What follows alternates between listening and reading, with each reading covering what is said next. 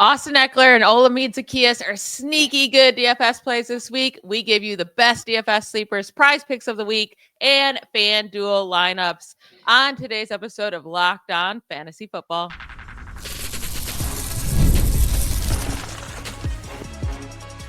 You are Locked On Fantasy, your daily NFL fantasy podcast.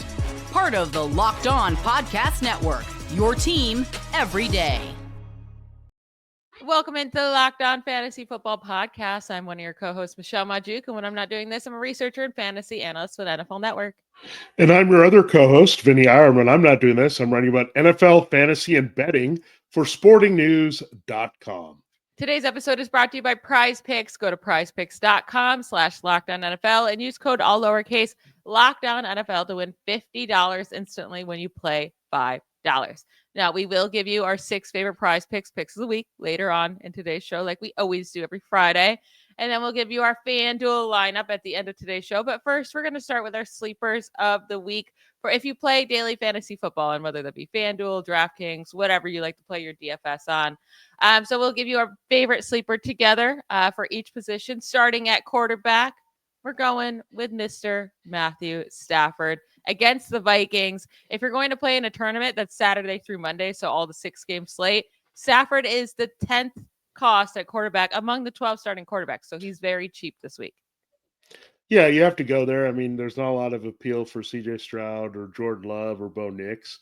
So if you're going on the cheap end at quarterback, you're going there with Matthew Stafford for sure. So when you look at Stafford and his numbers from the first matchup, he had 3 touchdowns against the Vikings. They should have success moving the ball downfield with Puka Nacua and the rest of the wide receivers. So we talked about it. He's 7,100 on FanDuel. Very good price there. Good price in relation to the rest of the field. And again, that's what you're looking for. And it allows you to do a lot more with the other skill positions. Yeah, and he actually had 4 touchdowns in that game. He had a monster game against the Vikings. 279 passing yards and 4 passing touchdowns, 25 fantasy points in that game. I don't expect it to be quite that high. I think, they just got Puka and Cooper Kupp back. They were rolling. I think they kind of caught the Vikings off of, kind of slacking a little bit. I think the Vikings will be a little bit more prepared this time. Brian Flores' defense, but still, if they want any chance to win, they're going to have to air it out. So Stafford is a really solid sleeper this week if you want to go cheap in DFS instead of paying up for one of the top guys like Josh Allen or Lamar Jackson. This is one that we both definitely agreed on. We really like him this week. Again, there's only 12 starting running backs. So if you're trying to find a sleeper at running back, it gets weak real quick. But we like Austin Ekeler this week against the Buccaneers. He's the 16th highest cost among all the running backs playing this week. And I mean, the Buccaneers are not an easy team to run against, right? But they have allowed a lot of receiving yards to running backs this year. So the way to beat them is by kind of using your running game and like the short little passes to your running backs. And we saw that in week 1. Austin Ekeler actually led the Commanders in receiving yards and receptions in week 1. Ekeler missed a big chunk of time lately with the concussion, but he's back now. I expect him to be highly utilized in this game while Brian Robinson Jr. kind of fades off a little bit. Yeah, they've been waiting for Ekeler to return. He got in some good work against the Cowboys to get him kind of warmed up and back into the flow of the offense. They kind of switched from Jaden Daniels to Marcus Mariota at one point in that game and still won to get to this position and seed. But yeah, they kind of pulled off their offense a little bit to make sure they were well rested for this game. And Ekeler has been well rested for a while because he hasn't played. And he's been a key part of their offense. He was rolling for that mid part of the season when he was healthy. And then unfortunately he had the injury strike, but he's a dangerous guy in this game because you can get him into a lot of situations. He's also a very good red zone finisher. We know that from his big touchdown days with the Chargers when he was consistently up there in the top 5 running backs in fantasy. He's got some flashes of that, some glimmer of that. This matchup says he can do that. It's hard to run on the Buccaneers in the middle because they have Vita Vea and he eats up a lot of space, but you can get your running backs in space and also get them to the edge and the outside to run. Yaya Diaby and their edge guys are better at rushing the passer than at getting to the running back. So Ekeler, all those reasons, check downs. If they trail in the game, that could also come to fruition where you have a lot of shorter passes from Daniels to Ekeler in this game when Daniels is not taking off and running. Yeah, I do expect him. It's not going to be like a massive game, but also like I would put a bet on him to score a touchdown, probably receiving over Brian Robinson Jr. So if you're choosing between these two, it's easily Ekeler. And if you have to go somewhere cheap at running back, it's Ekeler for me. Now, wide receiver, this guy is being priced at the 22nd wide receiver, right? Among all the wide receiver playing this weekend. That means they think he's one of the worst second wide receivers on a team in the playoffs this year. And when you think of like the Chargers and the Texans and the Steelers and the Ravens and the Broncos and the Packers, like there's a lot of bad wide receiver cores in playoffs, wide receiver twos, right? So Olamide Zaccheaus for the Commanders, he's their wide receiver 2 right now. And really, he's been their wide receiver 1 lately because Terry McLaurin has been getting a ton of coverage.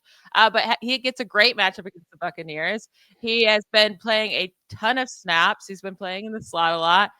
He's been putting up fantasy points. I mean, over the last 3 weeks, he's averaging nearly 70 receiving yards and 16 fantasy points per game. And he just, like from weeks 1 through 15, he just wasn't on the field. He was playing 36% of the snaps. But from week 16 through 18, he's playing 72% of the snaps. He's really stepped up into this wide receiver 2 role, gets a great matchup against the Bucs. I really like him this week.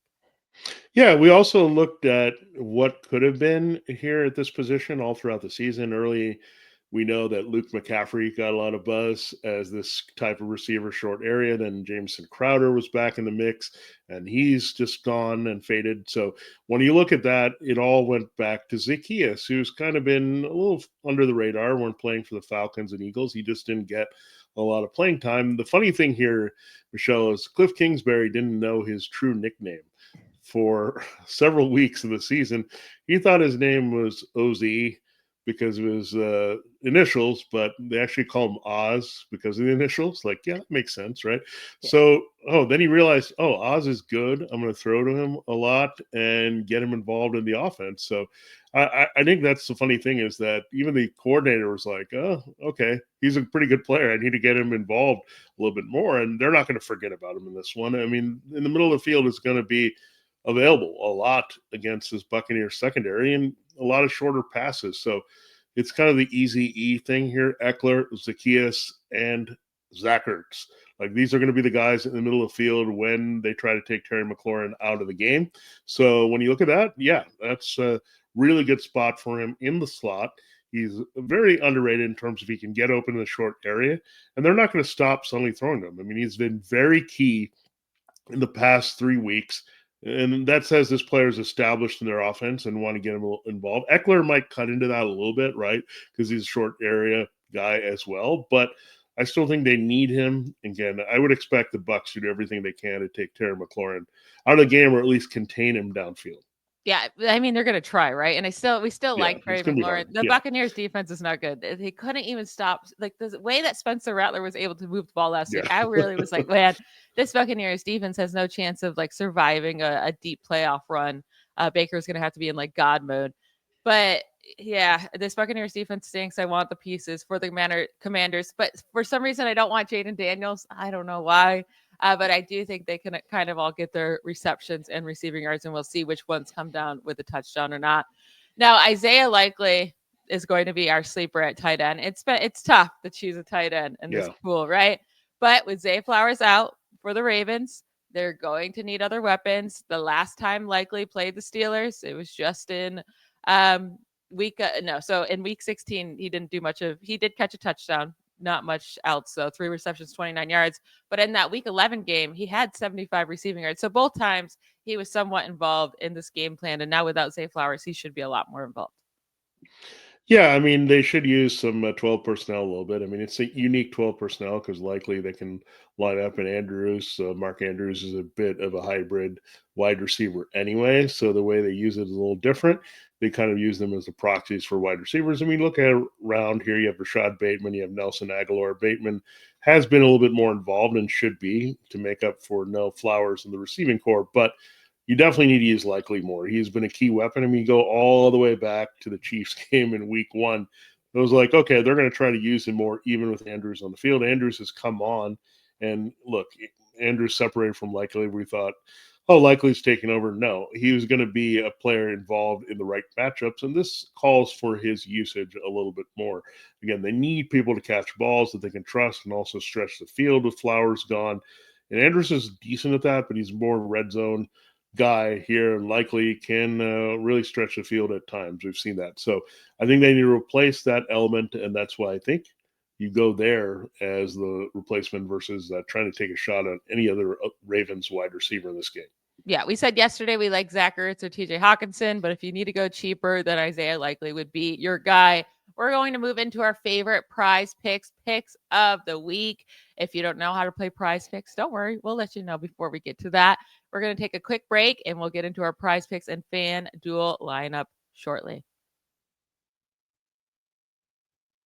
This is a message from our sponsor, Intuit TurboTax. Are you tired of the endless waiting, wondering, and worrying about your taxes? Well, now that's a thing of the past. You see, taxes don't need to be complicated or stressful. TurboTax is here to change the game by matching you with a TurboTax expert who can get to work on your return right away. No more waiting for answers. No more wondering if you're missing out on deductions. Whether you got one form or 20, TurboTax experts give you your taxes their undivided attention while you get real-time updates on their progress so you can focus on what really matters. You won't have to lift a finger, but you'll get the peace of mind knowing that your taxes are being handled by the pros. Ready for stress-free taxes and the most money back guaranteed? Head over to turbotax.com today and get matched with your expert who's ready to take your taxes off your plate so you can focus on your day. It's only available with TurboTax Live full service, real-time updates only in the iOS mobile app. See guarantee details at turbotax.com/guarantees. This episode, Locked On Fantasy Football, is also brought to you by PrizePicks. Yeah, we're going to have our PrizePicks of the week. I'm excited for it. Wildcard time. It is playoff time. And if you are like me, you want to make the most of these final weeks of the football action through the big game. That's where PrizePicks comes in. If you love football and want a chance to win real money while watching all the games at 6 this weekend from Saturday, Monday, PrizePicks is the place for you. It's the best way to turn your sports opinions into cash, whatever sport you're playing. With daily fantasy player projections, with PrizePicks, you simply pick more or less on player stats. And here on Locked On Fantasy Football, we always go more. You can always go less. And it's things that you know with the stats, passing yards, rushing touchdowns, all that good stuff. For a shot to win up to 1,000 times your money, you can make your picks in fewer than 60 seconds. And whether you're looking for a flex play to boost your payout and want to cash out quickly, PrizePicks has got you covered. And with more than 10 million members and billions in winnings, it's clear that people are loving PrizePicks. So check it out.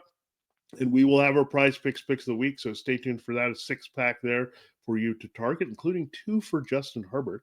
So stay tuned for that. Here's a special offer for you, Locked On Fantasy Football listeners. Download the app today and use the code LOCKEDONNFL to get $50 instantly after you play your first $5 lineup. That's PrizePicks.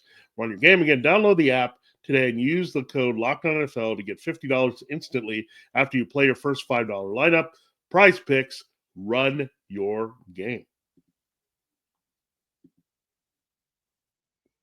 All right, Michelle, time to get into the PrizePicks picks of the week. I teased it a little bit that we have Justin Herbert twice, but I'll let you go first on your first preferred prize pick of the week. Yeah, we're going to start with this first game on Saturday, and it's Justin Herbert, more than 1.5 passing touchdowns. It's a demon pick, meaning you make more money if he throws for more than 1.5 passing touchdowns than you do on like most of the other projections that you can pick on the app. So, I mean, I guess maybe they know something we don't know. I don't know, because Herbert has thrown at least 2 touchdowns in each of the last 4 games. 10 different quarterbacks have thrown at least 2 touchdowns against the Texans in a game this season. It's not like they're good ones. I mean, yeah, Lamar Jackson is in there. Jared Goff is in there. The others, Anthony Richardson, Sam Darnold, Trevor Lawrence, Drake May, Jordan Love, Aaron Rodgers, Will Levis, Mac Jones. Like, a lot of bad quarterbacks have thrown multiple passing touchdowns. Like the Texans secondary is good at like limiting, completions and deep shots and, the yards per attempt, but they're still giving up those passing touchdowns. So I feel very confident that Herbert will throw at least 2 in this game, especially since They have J.K. Dobbins, but their running game really hasn't been super efficient as of late. Yeah, the Texans are very good against the run, and J.K. Dobbins comes in banged up. They're trying to explore their options here. If they need to add a little bit more depth before this game, they did add Ezekiel Elliott to the practice squad. So who knows where they go with that backfield, but it should be a little bit harder for them to run into the end zone this week. Now, my Justin Herbert pick, because we'll dive right into that, it's on the ground. Yes, of course, it's a rushing number here. I'm going for more than 19.5 rushing yards against the Texans. Now, he's done pretty well. He's done this in 5 of the past 9 games. And the Texans have allowed some big rushing games to QBs, all kinds, right? Patrick Mahomes has run well on them. You've seen the usual suspects like the Lamar Jackson and Anthony Richardson numbers, but Drake May has also run well. And he's a pretty tall, athletic quarterback the way that Herbert is. So they play some zone defense with DeMeco Ryans. And we've seen that a lot of these zone defenses allow the quarterback to take off and run, allow some space if they're in coverage. So Justin Herbert, again, he doesn't have to do a lot. I mean, he's tall, so he can probably get several of these yards by just falling forward. But when you look at it, 19.5 for rushing yards is a number against the Texans. I really like it. I'm going more there for sure. Love it. Now, my second favorite one, I'm going to the Sunday night football game. This is one of my favorite plays of the week. Jalen McMillan, wide receiver for the Buccaneers, more than 11.5 fantasy points. And now their fantasy scoring is full PPR. And again, maybe they know something I don't know, but these are Jalen McMillan's last 5 games for fantasy points: 21.9, 18.5, 16.7, 23, and 19.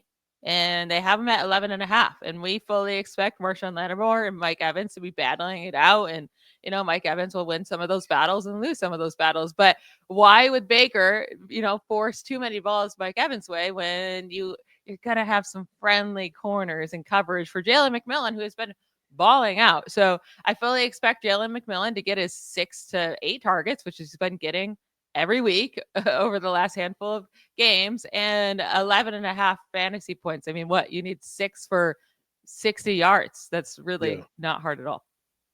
Yeah, I like that totally. And some of these picks are like here to bring you in to play more picks, I think, and this might be one of them. But again, McMillan, I mean, it's just I think a player that a lot of maybe casual players don't know. And it's a player we should all know because I think he'll have a very big impact on this team. And look, he's the reason Baker Mayfield has the 40 touchdown passes. So I love that pick. We love McMillan. We love McLaurin. We love really all the receivers in that game. For sure, Mike Evans can still break through here and get some scores as well. So that's a great game to target for receiver play. I'm going with A.J. Brown. Again, we haven't really talked about the Eagles' passing game all that much. We were worried about Jalen Hurts, but he looks good to go here. A.J. Brown, more than 83.5 receiving yards against the Packers. Now, Jair Alexander's not playing.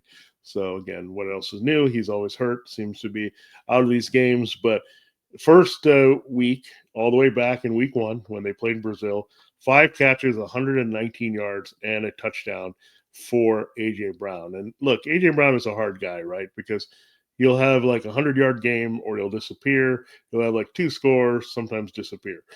But I think they need him in this game. And I think he's a type of guy that can handle the Packers and coverage with his size and all that. 83.5 is a tough number, right? I mean, that's asking for a lot to make sure that, look, he's a big play guy, so he doesn't need a lot. So I think he can probably get this with four catches in his way. So he needs 8 to 10 targets. I'm pretty confident he'll get that against the Packers to get that. So I like A.J. Brown this week. Wherever you line him up, inside, outside, he has a great matchup against this Packers secondary. Now I'm also going with wide receiver. So I'm doing a combo. So it's a wide receiver combo. Justin Jefferson plus Puka Nacua to have more than 179.5 receiving yards combined. I feel like one of these guys could get that, right? We've seen that before.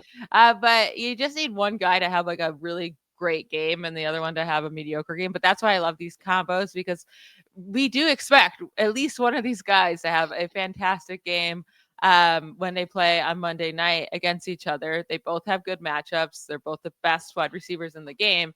And then when you look at what they've done combined over the last handful of weeks, I mean, in week 14, they put up 294 combined. In week 16, 200 combined. Week 17, 221 combined.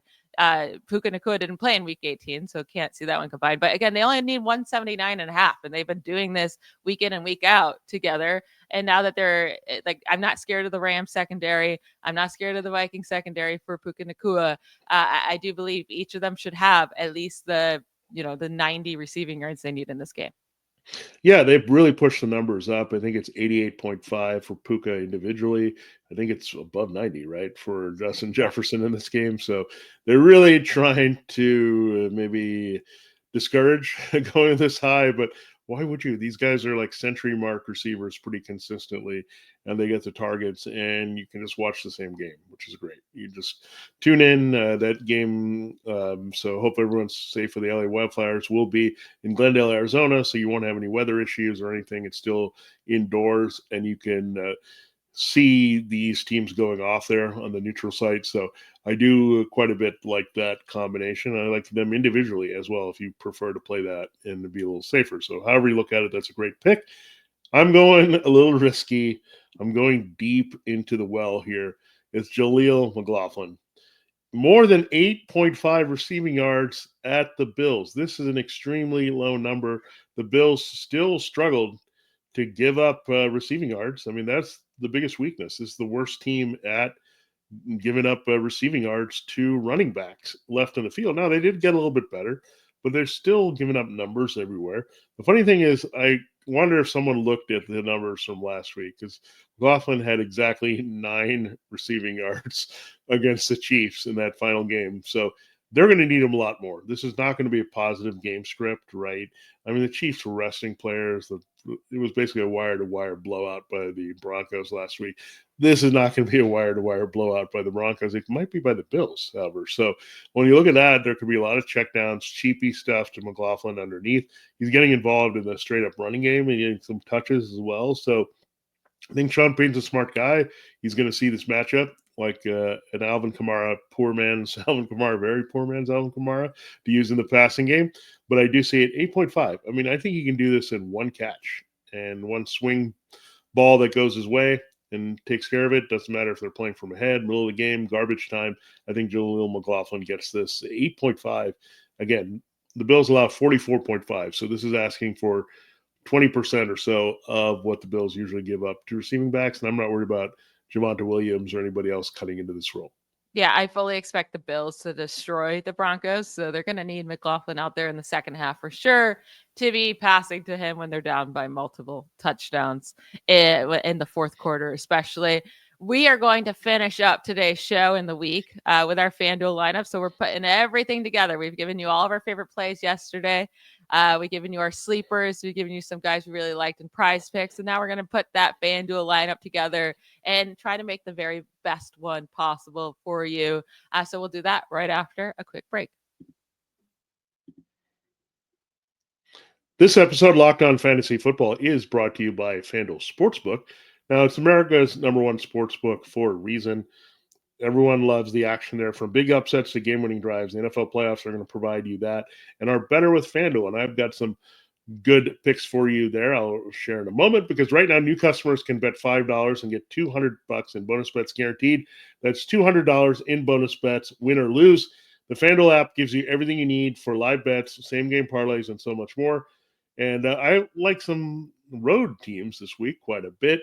We have the Chargers as favorites by a field goal at Houston. I like them to take care of business. I like the Commanders as road underdogs to straight up beat the Buccaneers. And then the Vikings, only 2.5-point road favorites. Now the game is out of Los Angeles, so I do like them quite a bit. So those are the road teams I really like this week in the wild card round. Check it out. Just visit FanDuel.com to join today and get started with $200 in bonus bets. That's only at FanDuel.com. Make this playoff season unforgettable with FanDuel, an official sportsbook partner of the NFL. All right. I have a feeling some of our FanDuel lineups are going to be similar because, again, the pool is much less, right? We have 6 games, 12 teams. We're probably going to have some crossovers based on all the analysis we gave you. So, Michelle, I'll let you go first here. Who is your quarterback? So I'm going with the stack of Baker Mayfield and Jalen McMillan. So I expect this to be the highest scoring game of the week. I've been saying that Baker Mayfield has been on fire, and I love Jalen McMillan this week. So I wanted to get that stack in there. And Baker Mayfield was the 5th most expensive quarterback. I think that's a very fair price for him instead of paying up, that extra 1,000 or so for Josh Allen or Lamar.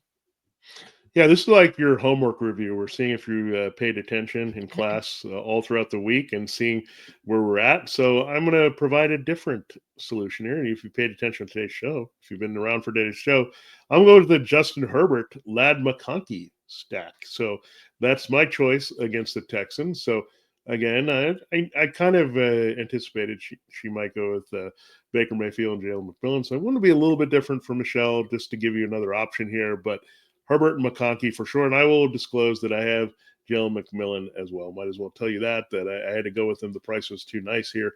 And with McConkey, 7,500 for him, 7,800 for Herbert. Good stack there that we're looking at. So I love the 2 stacks that we have for these games. Yeah. And then my running backs, I said, pay up for Saquon Barkley. And that's what I did. I made my lineup. I paid up for Saquon at 9,600.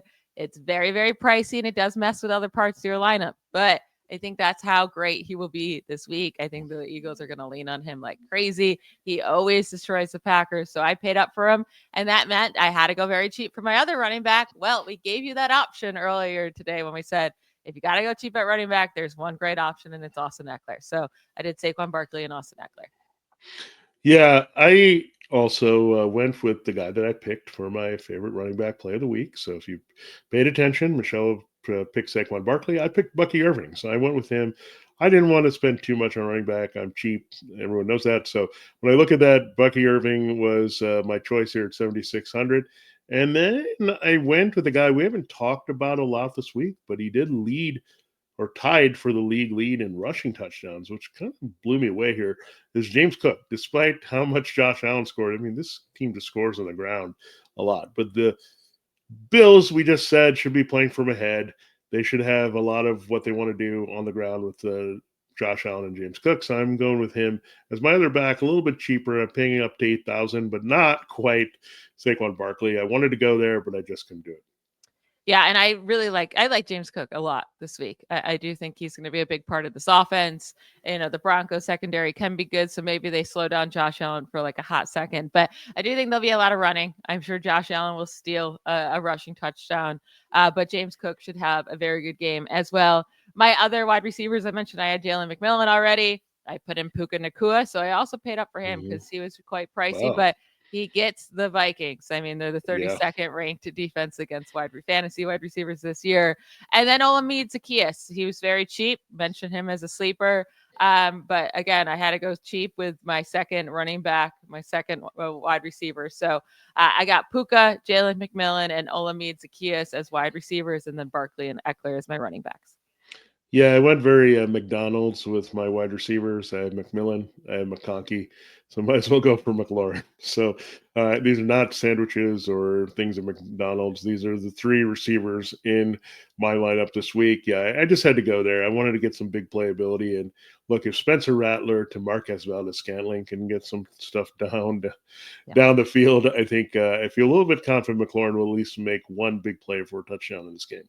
Yeah, I mean, we're talking up all the other guys, but McLaurin should also have a fantastic game, if not like be the number one like baller in the game where we're like, we should have just paid up for him instead of talking up the other guys. Now, I have 3 commanders in my roster, and none of them are carrying McLaurin. So I had Ekeler already, I had Olamide Zaccheaus, and now my tight end, I have Zach Ertz, right?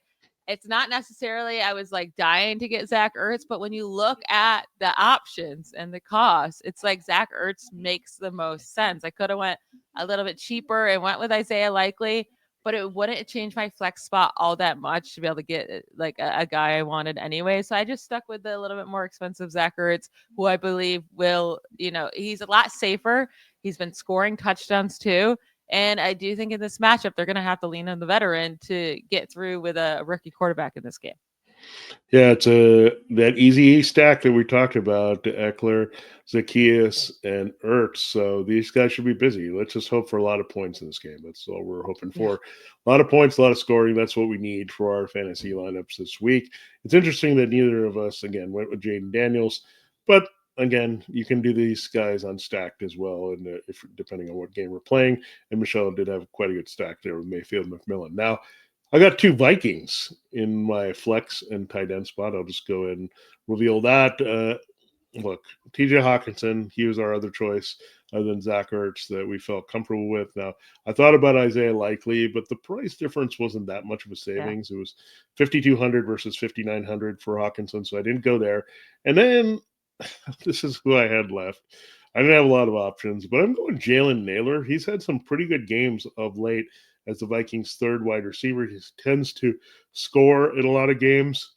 And look, he's a guy that can stretch the field, but he can also score. And he's had some games where he's given you that 3x return on this 4,900. So that's what I was looking at too, is who could I get potential 3x return if I'm going to go so cheap? And that's where I went with Jalen Naylor. He's kind of always a thorn in these guys' side in terms of scoring. Teams just steal touchdowns, but if he's going to steal touchdowns, he might as well steal it from my team this week. My flex is not great either. It's Jaden Reed. It's not like I wanted him, but when I was looking at who I could afford and who had potential, I mean, we saw Jaden Reed destroy the Eagles in week 1, right? Huge monster game. There's no Christian Watson.